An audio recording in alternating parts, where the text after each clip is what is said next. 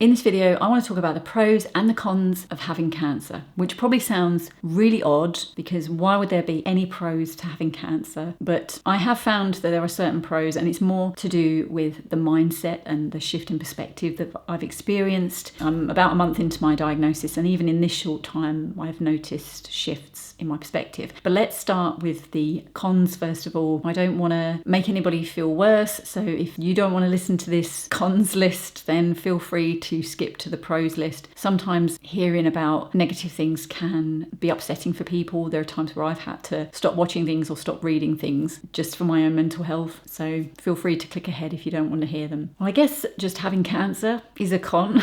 I can't say that anybody would wish cancer on themselves, but aside from that, one of the first cons that I have experienced is heightened anxiety around random aches, pains, and lumps and bumps. And this is where I can get really anxious and feel out of control of my body. I think this is one of the worst aspects for me, the worst cons of having a cancer diagnosis. A couple of weeks before I actually got my cancer diagnosis, I had a lump appear under my armpit. And what I do think has happened is I've damaged it or injured my armpit when I've been weightlifting. So I do weightlifting as a form of exercise. And this particular day I did bench press. And I remember thinking that the bar felt heavier than I'd been expecting. And then later in the day, this lump came up under my armpit, which was really red and really painful. Dr. Google said, keep an eye on it. If it goes down over time, it's generally okay. But if it stays, you need to go and get it checked out. Well, this lump went down. The pain stopped. It wasn't painful anymore, but it felt as though there was just still something under there. And once I got my cancer diagnosis, my mind started going into overtime about this random tiny little bump that I can still feel under my armpit. So I did go to the doctor. She couldn't find anything, but she did say to me, if you're still unhappy, if you can still feel something, come back and we'll arrange for an ultrasound. And that is what I did. It is probably that I've damaged something under my armpit, hurt something. Maybe there's a bit of scarring there, I don't know. But to be honest, I don't want to take any chances. If I go and have this ultrasound and they say it's nothing there, absolutely fine, then fine. My mind is at peace. If I hadn't had the diagnosis, maybe I wouldn't be so bothered. Maybe I wouldn't have even kept checking under my armpit. But because of it, I'm just so much more heightened. I don't want to end up going to the doctor for every single ache and pain. I don't want life to get like that. And I hope it doesn't. But in this case, I thought, look, I'm going to get peace of mind if I have this ultrasound. And so that's what I've done. The next con is letting fear take over. And it can be the fear of all the what ifs. You know, what if this happens? What if the treatment doesn't work? What if the cancer spreads? What if I'm not here this time next year? Just a general heightened fear. I mean, I'm a worst case scenario thinker anyway. A little seed of doubt can grow really big in my mind until it is the worst thing that can ever happen. And I feel that that has ramped up quite a bit after receiving the cancer diagnosis. And I'm not saying any of this is not normal. I'm fully on board with the fact that this is all understandable given the diagnosis. It's just that it's really hard to cope with at times. It's like, I just want my mind to switch off all of this fear. I think fear can be useful because I think it can motivate us to make sure that we keep up with our medical appointments and have the treatment. And in other ways, I think it can potentially paralyze us from living. For me, it's trying not to let the fear, the what ifs, get in the way of living my life. I guess another con that comes with any cancer diagnosis is the increased medical appointments, which I do not begrudge at all because they are absolutely necessary. But it's just, I think, that shift in focus on things. There will be a large portion of my life that will shift focus onto the cancer. Follow-up appointments, having injections in my eye to try and reduce the damage from the radiotherapy, having routine surveillance scans, which I've mentioned this in another video. I'm not recommended for those, but I will figure out a way of having them because I don't want to leave this unchecked. But it feels as though there's a general increase in that interaction with medical professionals, which I'm sure most of us don't really want to have if we can help it, but it's needs must, isn't it, when something like this happens.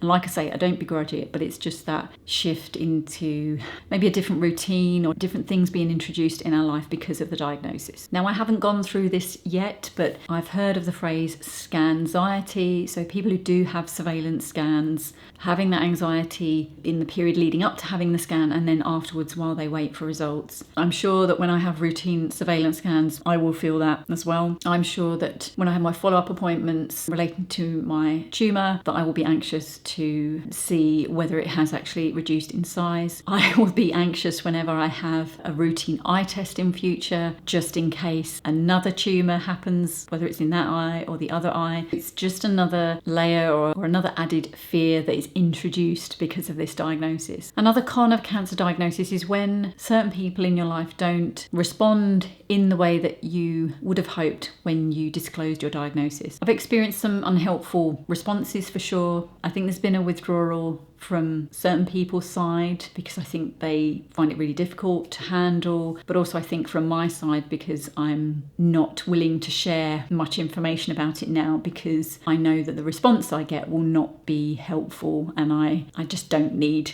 any of that. I need people around me that are going to be supportive. I guess to summarise that, it's I suppose the shift in relationships that can happen. Sometimes we might expect that, other times we might not, and that can be really hurtful, especially when I guess we hope that people will be around us and stick with us through this. So let's go on to the pros. And like I said, for me, this has been around shifts in my mindset since receiving this diagnosis. And I'll be interested to hear from you in the comments if you've experienced some of these or whether you've experienced other pros or positives, dare I say, after receiving a cancer diagnosis. So the first one for me is that I feel I've become a little more patient with others. I can be very self-critical when I don't meet my own standards, but equally I can be critical of others if they don't meet my standards. Not that I say that directly to people, but internally I can get very frustrated with others. Whereas since receiving this diagnosis, I am more likely now to think to myself, what might that person be going through?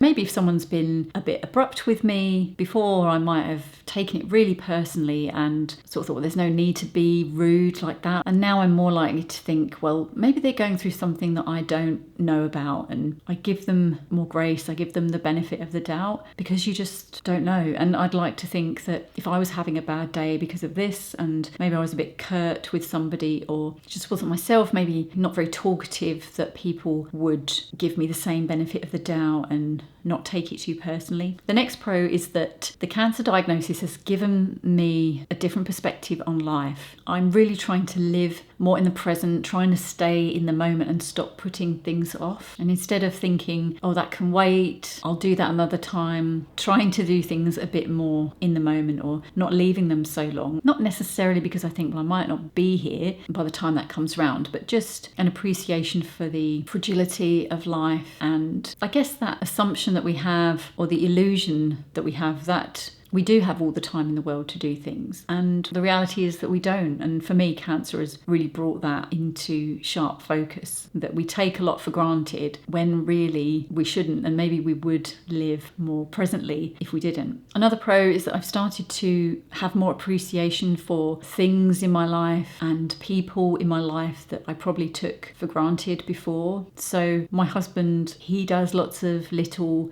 and I don't mean that in a derogatory way, but little things for me that are really very sweet. In terms of things that I take for granted that I've started to notice more, again, this might sound really cheesy, but the other day I went into my bedroom, it was the afternoon, and the sun comes round to the back of the house in the afternoon, and just feeling the sun and seeing it in the sky, and the sky was beautiful, it was blue, there weren't many clouds around, even like at this time of year, it was just beautiful, and just feeling the warmth of the sun through the window and just appreciating that. On a day-to-day basis, I would miss that, I just wouldn't think anything of it, but I'm starting to notice those little things much more. Something I do less of is I've stopped worrying so much about things that don't matter. So if I start getting worked up about things that are really insignificant, I remind myself, listen, you're going through this, you've got cancer, you've got all of these things coming up. This little thing here does not matter in the grand scheme of things. And also it's led into not worrying so much about what people think. I'm not saying that these things aren't still a problem. I think it'd be a miracle if they got kind of wiped out altogether. But for many years, I've been a people pleaser, and I've worried far too much about what people think of me. Even,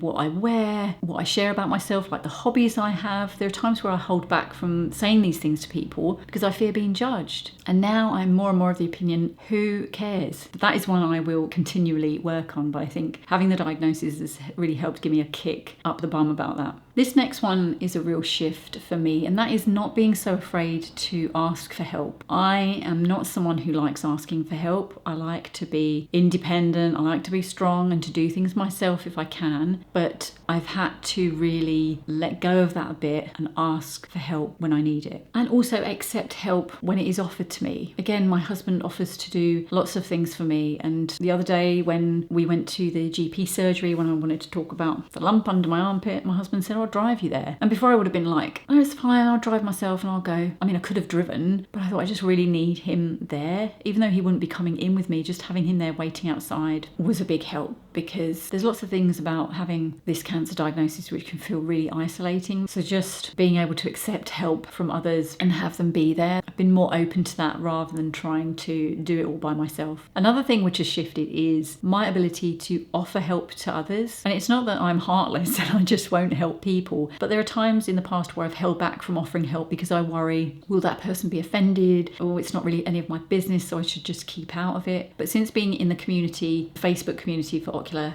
Melanoma UK, I have reached out to people, or I've commented on their posts and wished them well. And in the past, I wouldn't have done that because I would have been worried about what they think. But now I'm like, well, if they'd prefer me not to contact them again, I'll just say to them, look, let me know if you'd rather I didn't contact you, but I just wanted to reach out and say, I hope you're okay, and I'm here if you want to vent or share anything. And that's quite new for me, for people that I don't know. Like for close friends, I will say that, but for people I don't know, I've been quite wary about that. Maybe it's that it works that kind of both ways. Now I'm learning to accept help from others and let people in. I'm now able to offer that help to others as well. Another pro for me is that some relationships are growing stronger. I think my husband and I's relationship, I think we've had some more honest conversations with each other about practicalities. What happens if either of us dies before the other? I mean, that will happen, won't it? But just talking about, do we need to arrange our finances in a way that is going to mean it's less hassle for the other person when the other person passes. It's not like we've never mentioned these things before, but again, we've taken for granted that we've got all the time in the world to sort these things out. And this diagnosis has made us realise that we don't, and that it's probably best to get these things sorted sooner rather than later. So I appreciate the shift in our relationship to have those honest conversations, for me to be able to appreciate my husband and say thank you to him more. I don't think I used to say thank you to him enough, but now I make a point of saying thank you to him for the things that he does that make my life easier. I'm very lucky to have him. Whatever happens, I think we are a good team to get through this together. So that's my list of pros and cons of having a cancer diagnosis. Let me know in the comments if there are any of those that you can relate to, or if there's any that I haven't mentioned that you want to let me know in terms of how a cancer diagnosis has impacted your life. I wish you well, and I will speak to you soon.